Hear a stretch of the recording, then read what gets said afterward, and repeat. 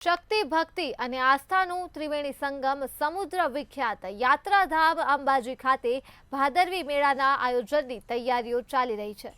ગણતરીના દિવસો બાદ ભાદરવી મહામેળો યોજાનાર છે। આ ભાદરવી મહામેળામાં આવતા યાત્રિકોની સુવિધા અને સુરક્ષા માટે તંત્રએ તૈયારીઓ કરી છે, જેને લઈ જિલ્લાભરના પત્રકારોની ઉપસ્થિતિમાં જિલ્લા કલેક્ટર અને એસપીની હાજરીમાં પત્રકાર પરિષદ યોજાઈ હતી। આ ભાદરવી મેળાના બાબતે જાણકારી પત્રકારોને આપવામાં આવી હતી।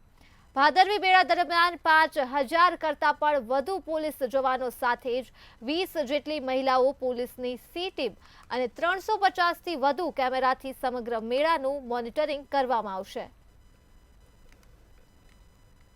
શક્તિ અને આસ્થાનું કેન્દ્ર એટલે કે મા અંબાનું આ પવિત્ર યાત્રાધામ એટલે કે અંબાજી દર વર્ષેની જેમ આ વર્ષે બી ભાદરવી પૂનમનો મહામેળોનું આયોજન તારીખ 12/9થી 18/9 સુધી કરવામાં આવેલું છે।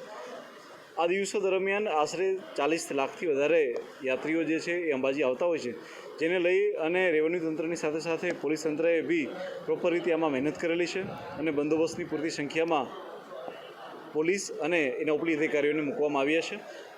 હું આપ લોકોને જણાવવા માંગીશ કે 22 જેટલા ઝોન અને 9 જેટલા સેક્ટરની અંદર પોલીસને ગોઠવવામાં આવેલી છે અને ઇન્ટેન્સિવ એક બંદોબસ્ત અને આયોજન કરવામાં આવેલું છે।